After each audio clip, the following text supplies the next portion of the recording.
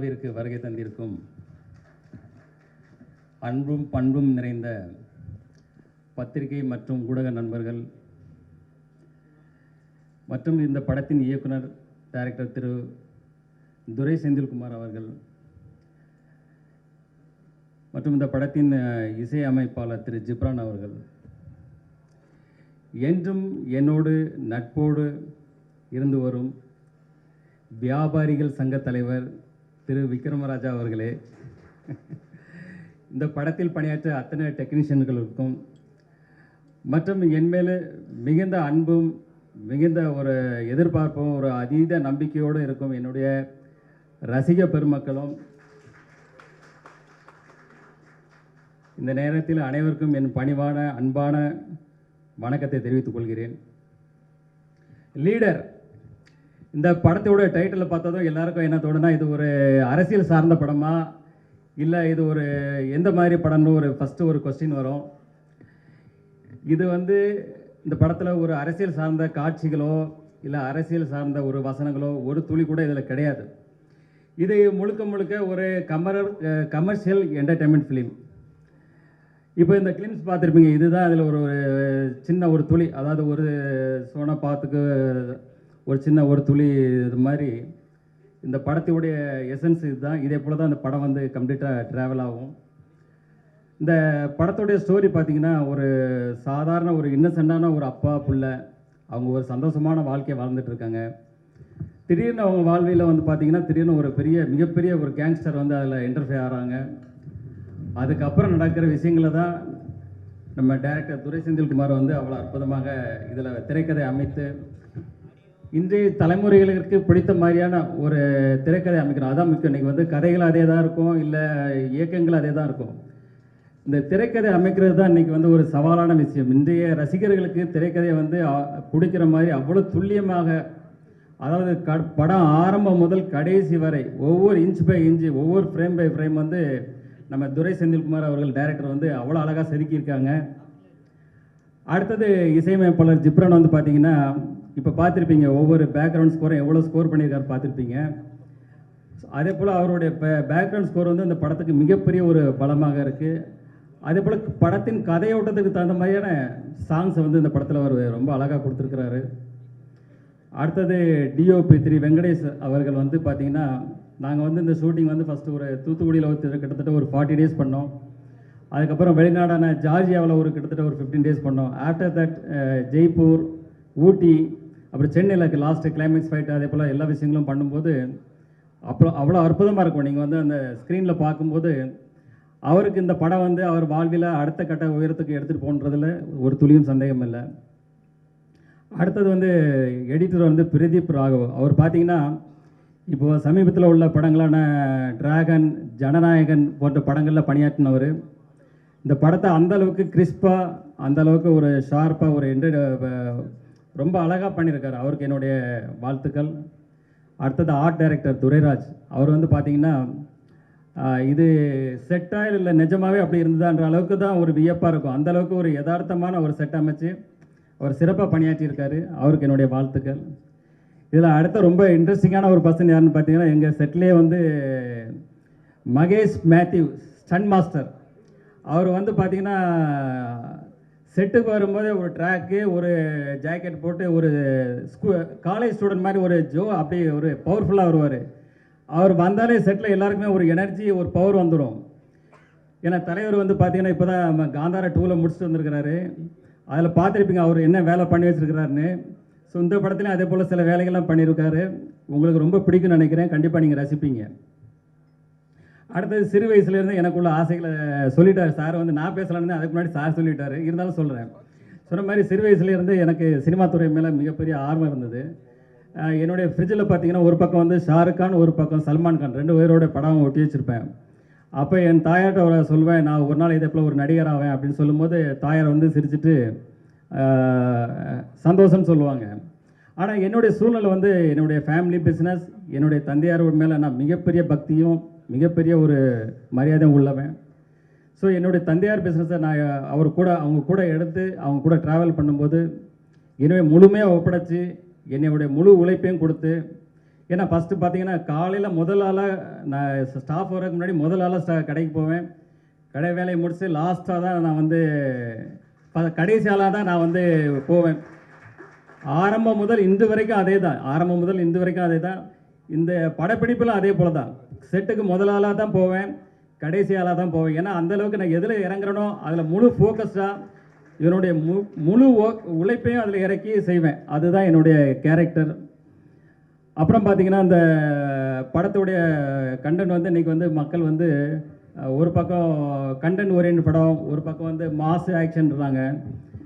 இப்போ நாங்கள் வந்து இதில் இந்த படத்தில் என்ன மெயினாக இது பண்ணியிருக்கோன்னா, ஒரு நல்ல ஒரு கதையம்சம் கண்டென்ட் இருக்கணும், அதே போல் ஒரு மாஸ் எலிமெண்ட்ஸு ஆக்ஷன் சீக்வன்ஸ் இருக்குன்ற மாதிரி இன்றைக்கி எல்லா தரப்பு மக்களுக்கும் இன்றைக்கி உள்ள ரசிகர்களுக்கு பிடிக்கிற மாதிரி இது ஒரு சிறப்பான படமாக இருக்குது. எங்கள் படக்குழுவும் சரி, நானும் சரி, இதை பார்த்துட்டு மிகப்பெரிய சந்தோஷமும் மிகப்பெரிய சாட்டிஸ்ஃபைடாக இருக்குது. அதே சந்தோஷமும் அதே சாட்டிஸ்ஃபைடும் உங்கள் எல்லாருக்கும் கிடைக்கும்னு நினைக்கிறேன். அப்புறம் சினிமா துறையை வந்து பார்த்திங்கன்னா இன்றைக்கி வந்து ஒரு தனிநபர் வெற்றி இல்லை, ஒரு படம் வெற்றி அடைகிறது ஒரு தனிநபர் வெற்றி இல்லை. அதாவது சினிமா துறையில் இன்றைக்கி வந்து பல ஆயிரம் தொழிலாளர்கள் இருக்காங்க. இந்த பக்கம் தேட்டரில் பார்த்தீங்கன்னா கிட்டத்தட்ட அதில் பல ஆயிரம் தொழிலாளர்கள் வேலை செய்கிறாங்க.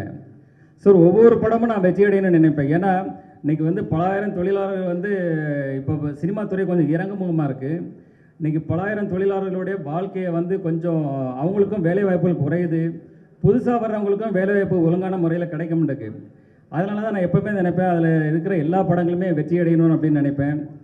அதே போல் பத்திரிகையாளர்களை நீங்களும் இந்த சினிமா துறை வளர்கிறதுக்கு உங்களுடைய முழு சப்போர்ட்டையும், அது சினிமா துறை மறுபடியும் எழுச்சி பெறதுக்கு உங்கள் அனைவருடைய சப்போர்ட்டும் வேணும்னு கேட்டுக்கிறேன். இந்த படத்தினுடைய சிங்கிள் வந்து வர்ற 14ஆம் தேதி காதலர் தினத்தன்றி முதல்ல இதை வெளியிடுறோம், முதல் சிங்கிளை. அப்புறம் வந்து பார்த்திங்கன்னா மார்ச் 6ஆம் தேதி வந்து கிளிம்ஸ் வெளியிடுறோம். அது இதே போல் ஒரு இதோட பவர்ஃபுல் பேக்கடாக இருக்கும். அது நீங்கள் வரும்போது பார்ப்பீங்க. அடுத்தது இந்த படத்தை வந்து ஏப்ரல் மாதத்தில் ரிலீஸ் பண்ணுறதுக்கு எல்லா வேலைகளும் போயிட்டுருக்கு. அதுக்கு முன்னாடி ஒரு 10-12 நாளைக்கு முன்னாடி நாங்கள் வந்து ஆடியோ ஃபங்க்ஷன் வந்து ரொம்ப கிராண்டாக பண்ணணும். அதுக்கான வேலைகளும் போயிட்டுருக்கு. அந்த நேரத்தில் ப்ரெஸ்ஸு உங்கள் முன்னாடி தான் எல்லா இதுவும் நடத்துவோம். உங்கள் எல்லாருக்கும் இப்போவே உங்களுக்கு இன்விடேஷன் பண்ணிடுறேன். எல்லோரும் கலந்து கொண்டு இந்த விழாவை சிறப்பாக செய்யணும்னு இப்போவே வேண்டி கேட்டுக்கிறேன். அதே போல் இந்த ஆடியோ ஃபங்க்ஷன் விழாவில் ரசிகர்களாகட்டும், அதில் நடித்து அதில் ஒர்க் பண்ண எல்லா டெக்னீஷியன்ஸ், அதே போல் ஆல் ஆர்டிஸ்ட் எல்லாருமே அதில் கலந்துக்கிடுவாங்க. அதுக்கப்புறம் தொடர்ந்து படத்துக்கான ப்ரொமோஷன் உங்கள் மீடியா உங்கள் கூட தான் இணைந்து செயல்பட போகிறோம். நீங்கள் எல்லாம் தொடர்ந்து எங்களுக்கு ஆதரவு தரணும். மீண்டும் ஒரு முறை உங்கள் எல்லாருக்கும் நன்றியும் வணக்கங்களையும் கூறிக்கொண்டு உங்களிருந்து விடைபெறுகிறேன். நன்றி, வணக்கம். வணக்கம். கம்மியாக தான் பேசணும், கம்மியாக தான் பேசுகிறேன். எந்த ஒரு நல்ல விஷயம் பண்ணுறதுக்கு முன்னாடியும் என்ன சொல்கிறது, ஒரு பிள்ளையார் சொல்லி மாதிரி நமக்கு பிடிச்ச கடவுளை நினச்சிட்டு நம்ம ஆரம்பிப்போம் இல்லையா? அந்த மாதிரி எங்களுக்கு பிள்ளையார் சொல்லின்றது ப்ரெஸ் தான். எங்கள் படத்தினுடைய இந்த முதல் லுக்கை சார் சொன்னார், ப்ரெஸ்ஸுக்கு முன்னாடி நம்ம அதை ரிவீல் பண்ணுவோன்னு சொன்னார். அது பிள்ளையார் சொல்லி மட்டும் இல்லை, பிள்ளையாரே நீங்கள் தான். ஏன்னா ஆடியன்ஸுன்ற கடவுள்கிட்ட போகிறதுக்கு முன்னாடி உங்களை பார்த்துட்டு தான் நாங்கள் போனோம். ஸோ வந்திருக்கிற ப்ரெஸ், மீடியா, இன்டர்நெட், சோஷியல் இதை சேர்ந்த எல்லாருக்கும், நண்பர்கள் எல்லாருக்கும் வணக்கம். இந்த படம் ஒரு சில வார்த்தைகள். இந்த படம் வந்து எப்படி ஆரம்பிச்சது அப்படின்னா 2022 நானும் சாரும் பேசிகிட்டு இருந்தோம். ஆக்சுவலி கருடனுக்கு அப்புறமா நான் இந்த படம் பண்ணல. 2022 நாங்கள் ஒரு செப்டம்பர் டைம்லேருந்து சாரோட மேனேஜர் அம்பிகாபதி சார் மூலமாக நாங்கள் மீட் பண்ணி நாங்கள் பேசிக்கிட்டே இருந்தோம். நான் சார்கிட்ட மீட் பண்ணி ஒரு 5-6 மாதம் நாங்கள் பேசிட்டு தான் இந்த ப்ராஜெக்ட் ஃபைனல் ஆச்சு. அது வரைக்குமே ஜென்ரலான மீட்டிங் அப்படி தான் நாங்கள் பேசிக்கிட்டே இருந்தோம். நானும் சார் வந்து ஒரு ஆசையில் நடிக்க வந்திருக்காருன்ற மாதிரி தான் நான் இனிஷியலாக அவரை மீட் பண்ணும்போது எனக்கு இருந்துச்சு. ஆனால் அடுத்தடுத்த மீட்டிங்கில் அவர் பேசுகிற விஷயங்கள், சினிமாவை பற்றி அவருக்கு தெரிகிற விஷயங்கள், எவ்வளோ நுணுக்கமாக அவர் எல்லாத்தையும் பார்க்குறாருன்றதை தெரிஞ்ச போது தான் அது வெறும் ஆசையாக மட்டும் இல்லை அப்படின்றத நான் புரிஞ்சுக்கிட்டேன். அது கூட ஒரே ஒரு இன்சிடெண்ட், அவர் லைஃப்பில் நடந்ததை நிறைய விஷயங்கள் ஷேர் பண்ணும்போது எனக்கு ஒரு இன்சிடெண்ட் ரொம்ப இதாக இருந்தது. அவர் வீட்டில் அவர் அம்மா கிட்ட ஒரு 5th 6th படிக்கும் போது சார் சொல்லியிருந்தாரு, அவங்க வீட்டில் ஒட்டி வைக்கிற ஃபோட்டோகிராஃப்ஸ் அந்த ஃப்ரிட்ஜிலலாம் ஒட்டுவோம் இல்லையா, அந்த மாதிரி ஆர்டிஸ்டோட, சில ஹிந்தி ஆர்டிஸ்டோட ஃபோட்டோஸ் சார் ஒட்டியிருக்காரு. அவங்க அம்மா கிட்ட அவர் சொல்லியிருக்காரு, நான் இந்த மாதிரி வரணும் அப்படின்னு. அது வந்து அப்படியே அதுக்கப்புறமா அவர் வந்து தன்னோட குடும்பத்துக்காகவும் சில கனவுகளுக்காகவும் இன்னைக்கு மிகப்பெரிய உச்சத்தை ஒரு ஃபீல்டில் அவர் வந்து அந்த சாதனையை செஞ்சுருக்காரு. இருந்தாலும் அந்த சிறுவனுடைய கனவை தான் இன்னைக்கு ஒரு இளைஞனுக்கான உத்வேகத்தோடு அவர் எடுத்துகிட்டு போகிறாரு அப்படின்றது வந்து ரொம்ப இன்ஸ்பைரிங்காக இருந்தது எனக்கு. அவரோட உழைப்பு வந்து அவ்வளோ கடின உழைப்பு. இந்த 2 வருஷத்தில் நான் அவர்கிட்ட இருந்து நிறைய விஷயங்கள் கற்றுக்கிட்டு இருக்கேன். ஏன்னா ஒரு உச்சத்தில் இப்படி ஜெயிச்ச ஒருத்தர் இன்னொரு ஃபீல்டில் வந்து திரும்ப ஸ்க்ராட்ச்லேருந்து ஆரம்பிக்கிற மாதிரியான ஒரு வேலையை செய்கிறதுக்கும் அதுக்கு அவ்வளோ கடின உழைப்பை போடுறதும் ஒரு பெரிய அசாத்தியமான துணிச்சலும் ஒரு தன்னம்பிக்கையும் இருக்கணும். அது வந்து இந்த 2 வருஷத்தில் நான் அவர்கிட்ட பழகினதில் எனக்கு ரொம்ப இன்ஸ்பைரிங்காக இருந்தது. நிறைய விஷயங்கள் நான் ஷூட்டிங்கில் நடந்ததெல்லாம் ஷேர் பண்ணணும். பட் இனிஷியலாக எனக்கு வந்து இந்த ப்ராஜெக்ட் ஆரம்பிக்கும் போது இருந்த அந்த கிக் ஸ்டார்ட் பண்ணும் போது இருந்த அந்த எனர்ஜி சொல்கிறேன். எனக்கு வந்து ஓகே, நம்ம வந்து ஒரு டைரக்டருக்கு வந்து என்ன இருந்தாலும் அல்டிமேட் இதுன்றது வந்து நம்ம நினைக்கிறத செய்யறதுக்கு அலோவ் பண்ணுற ஒரு ப்ரொடியூசர். அப்படி ஒரு ப்ரொடியூசராகவும் நான் என்ன சொன்னாலும் செய்யறதுக்கு ரெடியாக இருக்கிற ஒரு நடிகராகவும் அவர் இருக்காருன்ற அந்த துணிச்சலோடு தான் நான் இந்த படத்தை ஆரம்பித்தேன். அப்படி தான் இன்றைக்கி முடிச்சிருக்கோம். சாட்டிஸ்ஃபைடாக வந்திருக்குன்னு நினைக்கிறேன். நீங்கள் கிளிம்ஸ் பார்த்துட்டீங்க. மற்ற உங்களோட கிளிம்ஸ் பற்றின ரிவ்யூஸை சொல்லுங்கள். அப்புறம் என்னோட நன்றி, நான் கருடனுக்கு நான் யாருக்கும் தேங்க் பண்ணல, ப்ரெஸ்ஸுக்கு எல்லாத்துக்கும். ஸோ அதுக்கும் என்னோட நன்றிகள். உங்களோட ரிவ்யூஸ் எல்லாமே இந்த கிளிம்ஸையும் பார்த்துட்டு உங்கள் ரிவ்யூஸை சொல்லுங்கள். நான் என்னன்றதை என்ன இருந்தாலும் நான் கற்றுக்கிட்டு அடுத்ததாக போகிறதுக்கு ரெடியாக இருக்கிற ஒரு ஃபிலிம் ஸ்டூடெண்ட்டாக நான் அதை ஏற்றுக்கிறேன். ரொம்ப நன்றி. என்னோட க்ரூவுக்கும், music director, cameraman, art director, fight master, editor வரல இன்னைக்கு, அவருக்கு எல்லாருக்கும் என்னோட தேங்க்ஸ். என்னோட டீம், என்னோட கோ டைரக்டர்ஸ், என்னோட ரைட்டர் டீம் எல்லாருக்கும் என்னோட நன்றிகள். இந்த படத்தினுடைய காஸ்ட், நடிகர்கள் பெரும்பாலானவங்களை நாங்கள் கூப்பிடல. ஏன்னா ஒரு சின்ன ஈவெண்ட்டாக பண்ணலாம் சார் சொன்னார். இந்த கிளிம்ஸை வந்து ஒரு சின்ன ஈவெண்ட்டாக பண்ணுவோம் அப்படின்னு சொன்னார். நானும் ஒரு சின்ன ஈவெண்ட்டாக இருக்குன்னு தான் நினச்சேன். பட்டு சார் அவர் பாயிண்ட் ஆஃப் வியூவில் சின்ன ஈவெண்ட்டுன்னு சொல்லியிருக்காரு.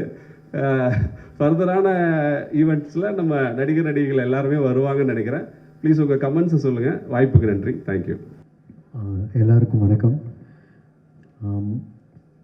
எல்லா படமே ஸ்பெஷல் படம். பட் இந்த படம் வந்து பிகாஸ் ஃபர்ஸ்ட் நான் டேரக்டர்கிட்ட இருந்து சொல்கிறேன். எல்லா டேரக்டரும் அவங்களோட ஃபில்மோகிராஃபியில் நிறையா ஃபில்ம்ஸ் இருக்கும்.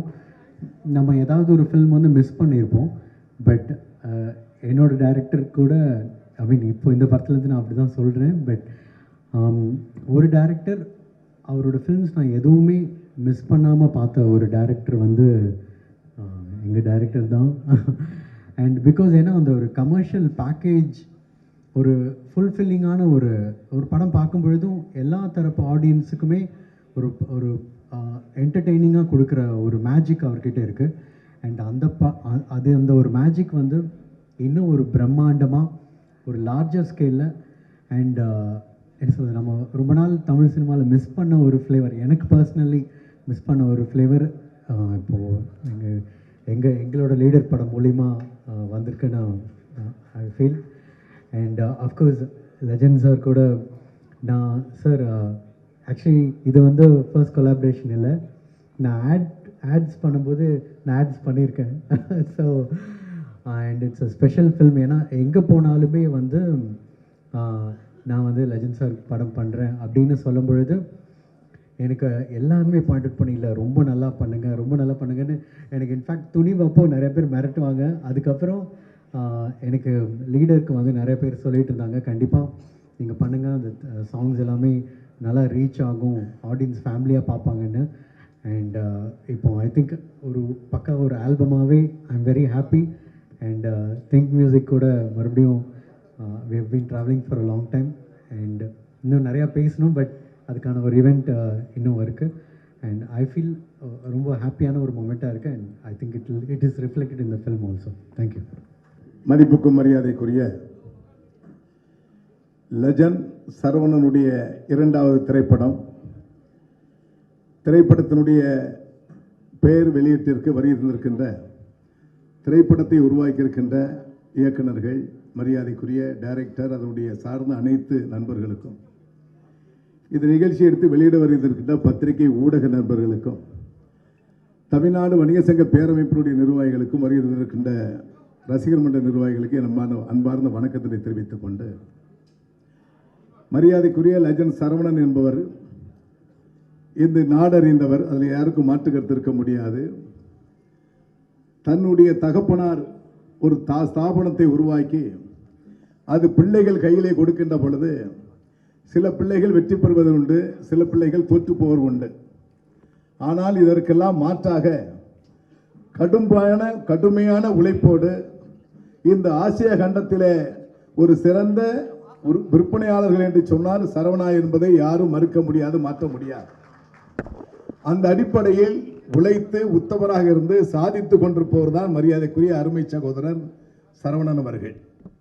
இந்த திரைப்படம் இரண்டாவது திரைப்படம். முதல் திரைப்படமும் நீங்கள்லாம் பார்த்துருப்பீங்க, நான் பார்த்துருக்கிறேன். மிக அருமையான, அது ஒரு வெற்றி படம் தான், தோல்வி படம் அல்ல, அருமையான படம். ஆனால் அதை தாண்டி இந்த படம் ஒரு மையக்கல்லாக அமைவதற்கு யாரும் தடுத்திட முடியாது. வெற்றி பெறுவது நிச்சயம் என்பதை இந்த லீடர் கட்டாயம் வெற்றி பெறுவதில் யாருக்கும் மாற்றுக்கருத்து இருக்க முடியாது.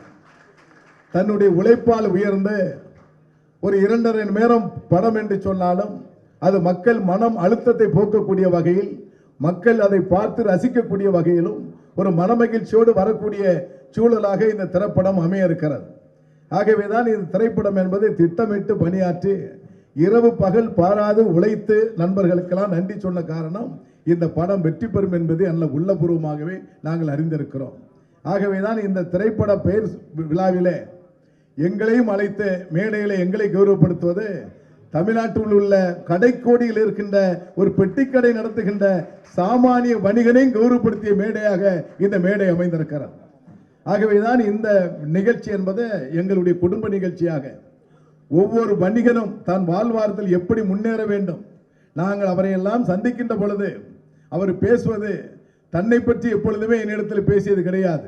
இந்த ஆன்லைன் வர்த்தகம், கார்ப்பரேட் கம்பெனிகள், இது போன்ற நிறுவனத்தில் சாமானிய வணிகர்களை பாதுகாப்பதற்கு நீங்க என்ன நடவடிக்கை எடுத்துக்கொண்டிருக்கீங்கன்னு தான் கேட்பாங்க. அது ஜிஎஸ்டி பிரச்சனையாக இருக்கட்டும், உணவு பாதுகாப்பு துறை சட்டமாக இருக்கட்டும், சாமானிய வியாபாரிகள் பாதிக்கப்படக்கூடாது என்பதிலே உள்ளன்போடு இருக்கக்கூடியவர் தான் மரியாதைக்குரிய அன்பு சகோதரர் அண்ணன் சரவணன் அவர்கள். ஆகவே இந்த திரைப்படம் கடுமையான ஒரு எதிர்பார்ப்பை எதிர்நோக்கி கொண்டிருக்கிறது. நீங்களாம் பார்த்துருப்பீங்க, ஒரு பேர் மீடியா எத்தனை பேர் இருக்கான்னு உங்களுக்கே தெரியாது, கிட்டத்தட்ட 200-300 பேர் இருப்பாங்க. அந்த அடிப்படையில் உலகம் முழுவதும் இந்த திரைப்படம் வெளியிட்ட பிறகு உலகம் முழுவதும் சரவணுடைய பெயர் கொடிகட்டி பறக்கும் என்பதிலே உள்ளன்போடு உள்ளபூர்வமாக வாழ்த்தி, லட்ச வணிக குடும்பம் சார்பாக வாழ்த்தி, தமிழ்நாடு வணிக சங்க பேரமைப்பு என் சார்பாகவும் என் குடும்பத்தின் சார்பாகவும் உள்ளமாற வாழ்த்தி படம் வெற்றி பெறும் என்பதை எல்லாவல்ல இறைவனை நேசித்து சொல்லுகிறேன். கட்டாயம் இந்த திரைப்படம் வெற்றி பெறும் என்பதில் யாருக்கும் ஐயப்பாடு இல்லை. வாழ்க வளமுடன் என்று சொல்லி இந்த மேடையில் எனக்கு வாய்ப்பளித்த உங்களுக்கு மனமார்ந்த நன்றியை தெரிவித்துக் கொண்டு விடைபெறுகிறேன். நன்றி, வணக்கம். பண்பலை ஊடக நண்பர்களுக்கு லெஜண்ட் சரவணன் சார்பாக, லெஜண்ட் சரவணா ப்ரொடக்ஷன்ஸ் இயக்குனர் மற்றும் படக்குழுவினர் சார்பாக வருக என வரவேற்கிறோம். சாரோட முதல் படத்தில் ரெட் கார்பெட்டில் அனைத்து மீடியாக்களும் பங்கேற்று மிகப்பெரிய சப்போர்ட் பண்ணீங்க. ப்ளஸ் ஆடியோ ஃபங்க்ஷன்லையும் கலந்துட்டு பண்ணும்போது சில ஊடக நண்பர்கள் சொன்னாங்க, லெஜண்ட் சார் எங்களை இன்னும் சந்திக்கலன்னு சொன்னாங்க. லெஜண்ட் சார் சொன்னார், இந்த படம் முதல் தகவல் என்ன கிளிம்ஸாக இருந்தாலும் மீடியாவிலேருந்து ஆரம்பிப்போன்றதுனால இன்னைக்கு மீடியாவிலேருந்து ஆரம்பிச்சிருக்கோம். தொடர்ந்து பல நிகழ்வுகள் மீடியாவை வைத்து இருக்கிறது. இந்த ஊடக நண்பர்கள் இப்போ Q&A போல அரசியல் நீங்களாக எந்த கேள்வி வேணால் கேட்கலாம். கேள்விகள் ஆரம்பிப்பதற்கு முன் படக்குழுவினர் ஒரு குரூப் போட்டோக்காக மேடைக்கு அளிக்கிறோம். டிஓபி அவர்கள், ஆர்ட் டைரக்டர், சன் மாஸ்டர் மூவரையும் மேடைக்கு அழைக்கிறோம். சார் இங்கே சார். சார் வணக்கம் சார். வணக்கம் சார். கிளிம்ஸ் பார்த்தோம், ரொம்ப சூப்பராக இருந்தது. தேங்க்யூ. ஒரு ஃபுல் எனர்ஜியோட பக்காவாக பண்ணியிருக்கீங்க, வாழ்த்துக்கள். துரை செந்தில்குமார்கிட்ட சார் இந்த கேள்வி. சார் படத்தினுடைய டைட்டில் லீடர் தெலுங்கில் இந்த பாலகிருஷ்ணா படத்தோட டைட்டிலாக தான். ஸோ தெலுங்குல இது வரதுனால ஏதாவது டைட்டில் இஷ்யூ இருக்குமா, இல்லை ஆல்ரெடி NOC வாங்கியிருக்கோமா சார்? Check sir.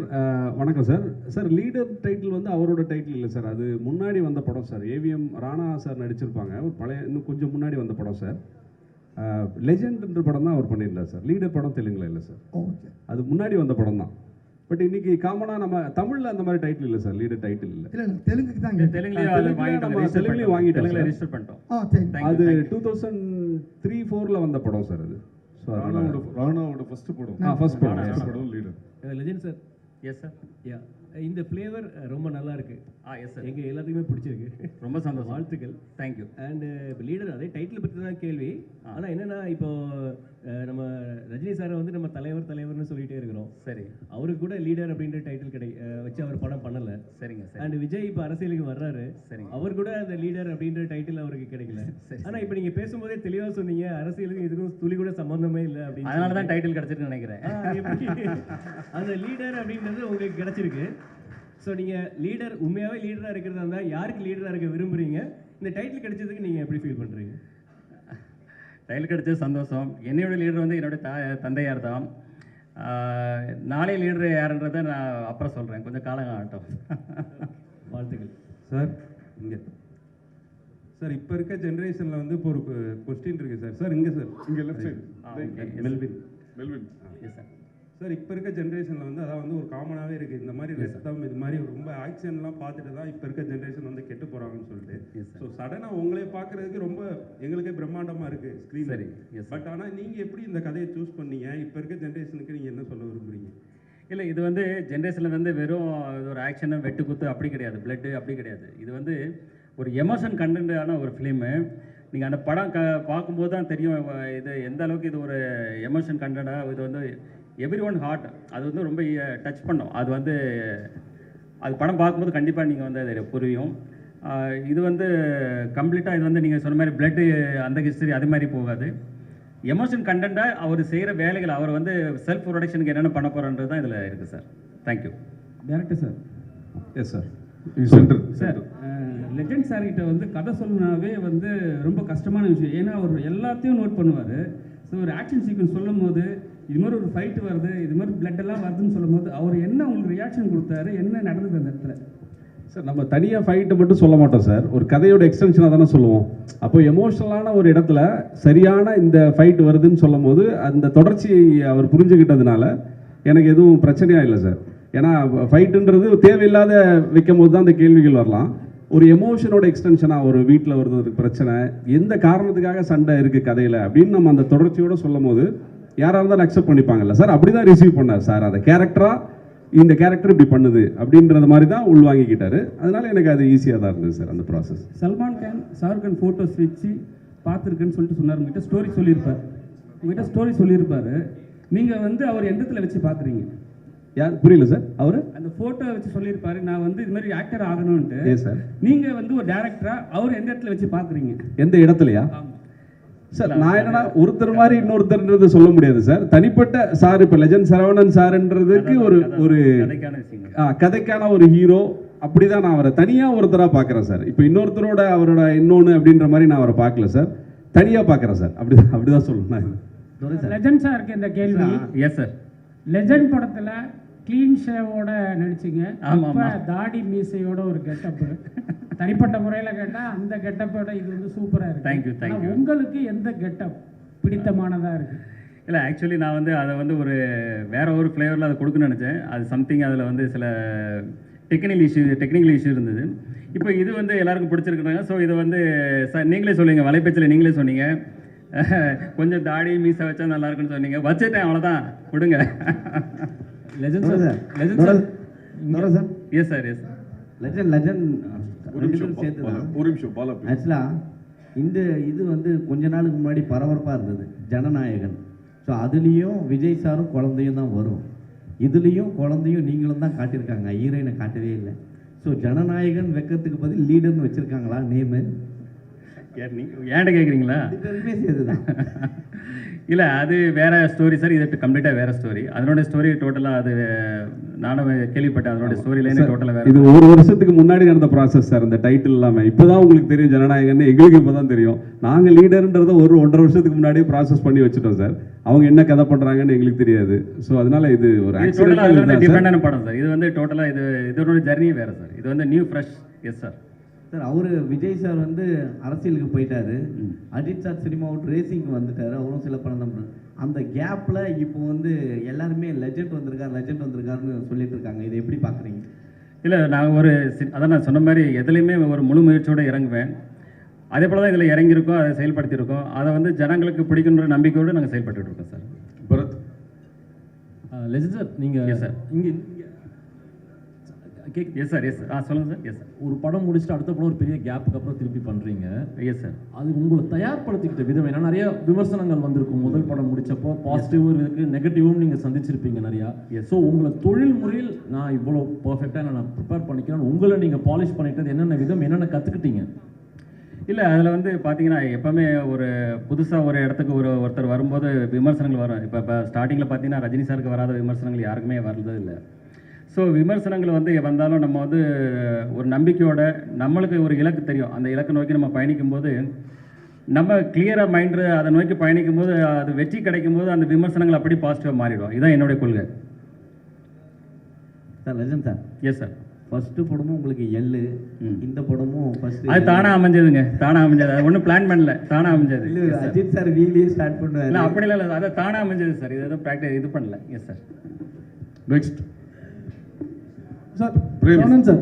பிரேம் கொஞ்சம் சார். சரிங்க சார், சோஷியல் மீடியாவில் பொதுவாக வந்து நிறைய மீம்ஸ்கள் வரும். சரிங்க. உங்களை பற்றியான நிறைய மீம்ஸ்கள் வந்திருக்கு, நீங்கள் அதை பார்த்துருக்கீங்களா? இல்லை, அதை பாதர் பண்ணுறதில்ல. ஏன்னா எனக்கு தெரியும், என்னுடைய இலக்கு எனக்கு தெரியும். அதனால் அதை பெருசாக நான் பாதர் பண்ணுறதில்ல. நான் என்ன இலக்கு நோக்கி பயணிச்சுட்டே இருப்பேன்.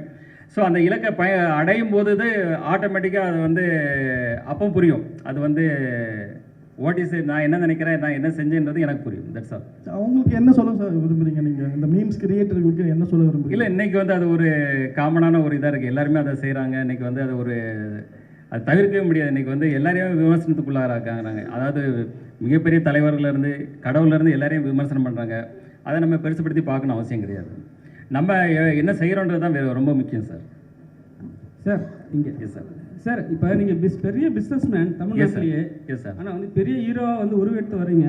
உங்களுக்கு வந்து ட்ராவல் பண்ணுறது, பிஸ்னஸ்னாக ட்ராவல் பண்ணுறது பிடிக்குதா, இல்லை வந்து ஒரு பெரிய ஹீரோவாக ட்ராவல் பண்ண பிடிக்குமா? இல்லை, எனக்கு ஃபஸ்ட்டு ஃபேமிலி பிஸ்னஸ் தான், அதான் ஃபஸ்ட்டு எனக்கு இம்பார்ட்டன்ட். அதில் தான் ஃபுல் ஃபோக்கஸ்டு. இது வந்து எனக்கு ஃபேஷன். எனக்கு வந்து சின்ன வயசில் நான் சொன்னேன், ஆல்ரெடி இப்போ சொன்னேன், சின்ன வயசுலேருந்து ஆர்வம் அதிகம்.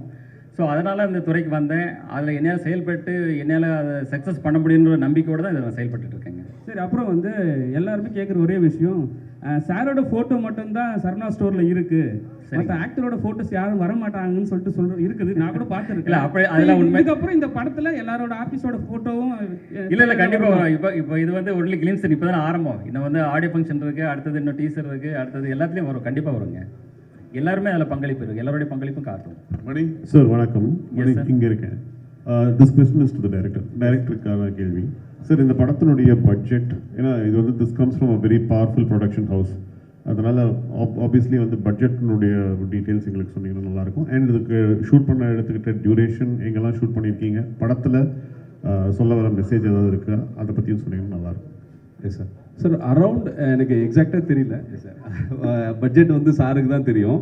நான் என்ன கேட்டனோ எல்லாமே பண்ணி கொடுத்தாருன்றது தான் எனக்கு தெரியும். அதை தாண்டி அவர் எதையும் கேட்கவும் அலோவ் பண்ணல. இந்த படம் வந்து தூத்துக்குடியில் பண்ணியிருக்கோம் சார். ஜார்ஜியாவில் ஒரு 15 days ஃபாரின் ஷூட் பண்ணியிருக்கோம். ராஜஸ்தானில் ஷூட் பண்ணியிருக்கோம். ஊட்டியில் ஷூட் பண்ணியிருக்கோம்.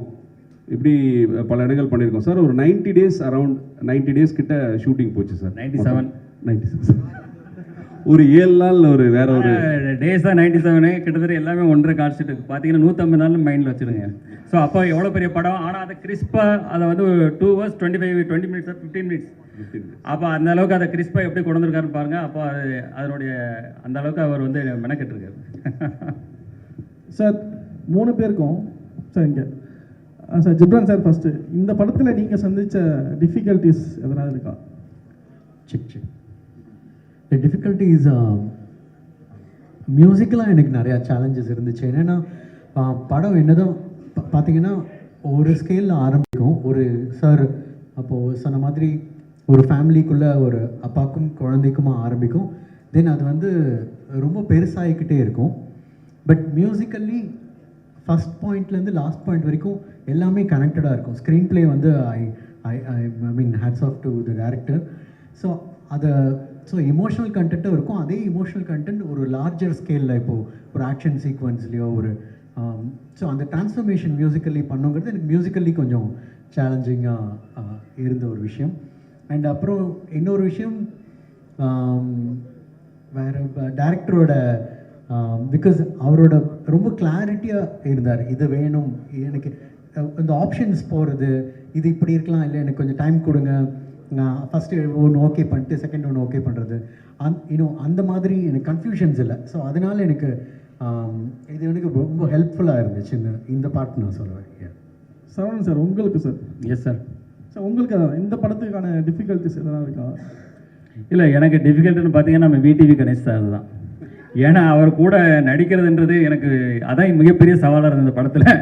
ஆனால் சார் வந்து என்ன பண்ணிட்டாரு, படத்தோடைய மூடு மாறிடுன்னு சொல்லி நிறைய சென்சார் போட்டு எல்லாத்தையும் தூக்கிட்டாரு நிறைய விஷயங்களை. ஸோ எனக்கு ரொம்ப கஷ்டமாக இருந்து நான் வேலை பார்த்தது நம்ம விடிவி கணேஷ் சார் தான். அவர் தான் தேங்க்ஸ் சொல்லணும். சார் நீங்களும் சொல்லுங்கள் சார் உங்களுக்கான டிஃபிகல்ட்ஸ் இந்த படத்தில் என்னென்ன? இல்லை சார், எனக்கு அப்படி எதுவும் இல்லை சார். நான் ஒவ்வொரு என்ன சொல்கிறது, நம்ம ஒரு சீனை ஒவ்வொரு நாளும் எப்படி எடுக்க போகிறோன்ற ஒரு இதோட தான், ட்ரீமோட தான் ஒவ்வொரு டைரக்டரும் செட்டுக்கு போவோம். அது கரெக்டாக முடிஞ்சுதான்றதை ஈவினிங் டபுள் செக் பண்ணுவோம். அப்படி தான் நான் இந்த ப்ராசஸை பார்த்தேன், அப்படி தான் இதுக்குள்ளே இருந்தேன். எனக்கு தனியாக அப்படி எதுவும் கஷ்டமாக எதுவும் தெரியல சார் இந்த படத்தில். இன்னும் சொல்ல போனால் எனக்கு சில படங்களில் நம்ம ப்ரொடியூசரை சில விஷயங்கள் கன்வின்ஸ் பண்ண வேண்டியிருக்கும். இந்த படத்தில் நான் என்ன நினைக்கிறேனோ அது எல்லாத்தையும் பண்ண முடிஞ்சதுனால எனக்கு கொஞ்சம் ஈஸியாக தான் இருந்தது இந்த படம் பண்ணுறது, மற்ற என்னோட படங்களை விட. அப்படி தான் நான் சொல்லணும் சார். மோகன் அங்கே முடிச்சுட்டு வரட்டும். அதாவது சொல்லுங்க. சினிமா சார்ந்த விழாக்களுக்கு வந்து சினிமா சார்ந்த பிரபலம் வச்சு தான் ஆடியோ ஃபங்க்ஷனோ டீசர் எல்லாம் வெளியிடுவாங்க. சரி. ஆனால் நீங்கள் விக்ரமராஜா சார் வச்சு பண்ணியிருக்கீங்க, அதுக்கு காரணம் என்ன? இல்லை, அவர் என்னுடைய நண்பர், நீண்டகால நண்பர். அதாவது இன்னைக்கு வியாபாரத்துறையில் என்னுடைய துறையிலே அவர் இருக்கிறாரு, அதை சார்ந்த மக்கள் அவர் கூட இருக்காங்க. ஸோ அந்த நட்பு ரீதியாக நான் வந்து அவரை என் கூட இணைச்சிக்கிட்டேன். அந்த நட்பு இன்னைக்கு இல்லை, இன்னைக்கு ரொம்ப சிறு வயசுலேருந்தே இருக்குது. இந்த நட்பு எங்கே தொடரும், இது வந்து அதுக்கு எல்லையே கிடையாது. சார் ஃபஸ்ட்டு வந்து லெஜண்ட் சரவணா பேர் இருந்தது சார். அப்போ வந்து லெஜண்ட் சார்னு கூப்பிட்டுருந்தாங்க. இப்போ லீடர் சரவணான்னு சொல்லிட்டு போடுவாங்க சார் நேமு, இல்லை வந்து கண்டினியூவாக லெஜண்ட் சரவணா தான் வரும்? படத்துடைய பேர் தான் இல்லை லீடர், என்னுடைய பேர் லெஜண்ட் சரவணன் தான் சார். ஏன்னா ஆக்சுவலி சரவணன் தான் இருந்தது. அப்புறம் அந்த கடை பேர் வரும்போது லெஜெண்டுன்னு வரும்போது நிறைய சரவணன் இருந்ததால லெஜெண்ட் சரவணன்னு அதை கொஞ்சம் மாற்றிக்கிட்டோம், அவ்வளோதான். That's all. Legend sir director stunt அதிகமாக பண்ணிருந்ததா சொன்னாங்க. ஸ்டண்ட் பார்க்கும்போது கிளிப்ஸ்லேயே காமிச்சிங்க. ஆமாம். இதுக்காக டைரக்டர் ப்ராக்டிஸ் அனுப்புனாரா? ஏன்னா இப்போ சமீபத்தில் ஆன் ஸ்பாட் பண்ணுறது தான், எல்லாமே ஆன் ஸ்பாட் தான், இறங்கி அடிக்கிறது தான். ஆமாம்மா. அது சொல்லுவார் அவர், இதில் சொல்லுவார் தலைவர் யார், ஸ்டன் மாஸ்டர் சொல்லுவார், அன்னைக்கு ஆடியோ ஃபங்க்ஷனில் சொல்லுவார். சார் இயக்குனர் சார். சார் இந்த சைடு சார். எங்கே சார்? இங்கே சார். ரைட் சார், சொல்லுங்கள். கருடன் வந்து மிகப்பெரிய வெற்றி உங்களுக்கு. இப்போ வந்து லீடர் பண்ணியிருக்கீங்க. தமிழக மக்களுக்கு இந்த படம் வந்து என்ன மாதிரி தாக்கத்தை ஏற்படுத்தும் சார்? சார் மக்களுக்கு தாக்கத்தை பெரிய கேள்வியாக இருக்குது சார். இது அந்த அளவுக்குலாம் இல்லை சார். ஒரு திரைப்படமாக அவங்களுக்கு ஒரு என்டர்டெயின்மெண்ட்டும் ஒரு டேக் அவே பாயிண்ட்டும் நம்ம சின்னதாக ஒன்று பண்ணிட்டாலே ஒரு பெரிய அச்சீவ்மெண்ட் தான் சார் இன்றைக்கி இருக்கிற தமிழ் சினிமா சூழலில். ஏன்னா இது பிஸ்னஸும் சேர்ந்தது இல்லை சார் ஒரு திரைப்படம்ன்றது. ஸோ இதில் அந்த பிளெண்டு கரெக்டாக இருக்கும் சார். ஒரு டேக் அவே இருக்கும், ஒரு ஃபேமிலிக்கான என்டர்டெயின்மெண்ட், அது கூட எல்லாமே சேர்ந்த மாதிரியான ஒரு கமர்ஷியல் பேக்கேஜ் தான் சார் அந்த படம். சரவணா சார், சார் ஃபஸ்ட்டு படம் வந்து சூப்பர் கான்செப்ட். அதாவது சுகர் பேஷண்ட் வந்து மருந்து, அதுக்காக நீங்கள் இறங்குனீங்க, அதுவே பெரிய ஒரு வரவேற்பாக இருந்தது. Yes sir. ஆனால் இப்போ சமீபமாக பார்த்தீங்கன்னா இந்த போதை கலாச்சாரம் அந்த படங்கள்லாம் வர ஆரம்பிச்சுது. ஸோ இந்த மாதிரி போதை கலாச்சாரம் அந்த மாதிரி உங்கள்கிட்ட ட்ரெண்டிங்கில் அந்த மாதிரி ஸ்டோரிஸ் ஏதாவது வந்தால் நடிப்பீங்களா? மக்களுக்கு மெசேஜ் சொல்கிற மாதிரி படங்கள் நடிப்பீங்களா? இல்லை, எப்போவுமே இதில் வந்து ஒரு கான்செப்டோடு தான் இருக்குது. இதில் வந்து பார்த்தீங்கன்னா பார்க்கும்போது எல்லாருமே ஒரு பாசிட்டிவ் வைப்ரேஷன் வரும். கண்டிப்பாக நெகட்டிவ் ஷேடான விஷயங்கள் எதுவுமே நான் பண்ண மாட்டேன். ஸோ இது ஒரு பாசிட்டிவ் தான். இந்த படத்தில் பொறுத்த வரைக்கும் எல்லாமே கம்ப்ளீட்டாக பாசிட்டிவாக தான் இருக்கும். Sir Saravanan sir. Yes sir. இங்கே சார் பட்டி தொட்டி எல்லா இடத்துலையுமே உங்களுக்கு தெரியும். Yes sir. இந்த படத்தை நீங்கள் அடிமட்ட மக்களுக்கும் போய் சேர அளவுக்கு நீங்கள் என்ன மாதிரி எடுத்துகிட்டு போய் சேர்க்க போகிறீங்க சார் இந்த படத்தில்? இல்லை, அதுக்கு முதல் ஆச்சாரம் தான் இது. உங்கள் முன்னாடி தான் இப்போ இருக்கும். இது உங்கள் முன்னாடி இருக்கிறத விட வேற என்ன இருக்குது? பட்டி தொட்டிக்கிட்ட போய் சேர்றது நீங்கள் தான். உங்கள் மூலமாக தான் எல்லாத்தையுமே சேரப்போகுது. இதை விட பெருசு என்ன இருக்குது sir? Legend sir. Yes sir. ஆக்சுவலாக படங்களில் வந்து பார்த்தீங்கன்னா மாஸ் ஹீரோக்கள் இப்போ சமீபமாக பார்த்தீங்கன்னா யோகி பாபு வாயில் கூட சிகரெட் வச்சுட்டாங்க. சரிங்க. ஆனால் நீங்கள் ஸ்டார்டிங்லேருந்து அந்த இது பண்ணலை. ஆமாம், சிகரெட் தண்ணி வந்தால் சிகரெட்டு ட்ரிங்க்ஸ் ரெண்டுமே பண்ண மாட்டேன். கேட்க அவ்வளோதான், போதுமா? நான் ரியல் லைஃப்லேயும் பண்ணுறதில்ல, சினிமாவிலையும் அது பண்ணுறதில்ல. Sir Saravanan sir. Yes sir. முதல் படத்தில் ஊர்வசி ரவுத்தையில் வைக்கிறீங்க. ஆமாங்க. ஆமாம். இந்த படத்தில் ஹீரோயினை கண்ணில் காட்ட மாட்டேங்கிறீங்க. இல்லை, ஆல்ரெடி நான் தான் சொல்கிறேன் மாதிரி பாயல் ராஜபுத்னு சொல்லிட்டு ஆடியோ ஃபங்க்ஷனில் எல்லாருமே கலந்துக்குவாங்க, எல்லா ஆர்டிஸ்டும் கலந்துக்குவாங்க. நெக்ஸ்ட் சார் வணக்கம். வணக்கம் சார். பாலமுருகன் சாணக்கியாவில் இருந்து. S sir. சார் துரை செந்தில்குமார் சாரோட கதை பண்ணணும்னு எதன் அடிப்படையில் இந்த இயக்குனர்கிட்ட படம் பண்ணணும்னு நீங்கள் முடிவு? இல்லை, நான் வந்து மிகப்பெரிய டைரக்டர்ஸ் 2-3 பேர்கிட்ட பேசிகிட்டு இருந்தேன். அது வந்து எனக்கு சில உடன்பாடுகள் ஏற்படலை. சார் கூட உட்கார்ந்து பேசும்போது எனக்கு அவங்க சொன்ன கதையாகட்டும் மற்ற விஷயங்களாகட்டும் எனக்கு ரொம்ப பாசிட்டிவாக இருந்தது. ஸோ அதனால் அவர் கூட இணைந்து இதை பணியாற்றும் போது தான் தெரிஞ்சது இந்த அளவுக்கு பிரமாதமாக இவர் பண்ணிகிட்ருக்காரு, ரொம்ப நல்லா இருக்குன்னு சொல்லிட்டு உடனே இப்போ பாதி படம் போயிட்டு இருக்கும்போது அடுத்த படம் பண்ணணும் சார்னு சொல்லிட்டு இப்போ படம் முடிகிறதுக்கு முன்னாடியே அட்வான்ஸ் கொடுத்து அவருக்கு அக்ரிமெண்ட்டும் போட்டாச்சு அடுத்த படத்துக்கு. சரவணன் சார், லெஜெண்டில் வந்து விவேக் சார் நடிச்சிருப்பாரு. எஸ் ஸோ அவரு லைவ் ஆடியோ தான் போட்டிருப்பீங்க. இப்போ லைவ் ஆடியோ தான் அதில் போட்டிருப்பீங்க. ஸோ அது கொஞ்சம் ரஷ்ஷாக அது கொஞ்சம் சவுண்டு ஏற்றி தான் பண்ணியிருப்பீங்க. இப்போ ஏஐ அந்த மாதிரிலாம் வந்துருச்சு. ஆமாம். அந்த வாய்ஸை மாற்றிட்டு ஏஐ ஏதாவது வைக்கிறதுக்கான வாய்ப்பு இருக்குமா விவேக் சாருக்கு? இல்லை, அது ஏதாவது ரீ ரிலீஸ் இருந்தால் அதை யோசிக்கலாங்க, அந்த டைம் பார்க்கலாங்க. Yes sir.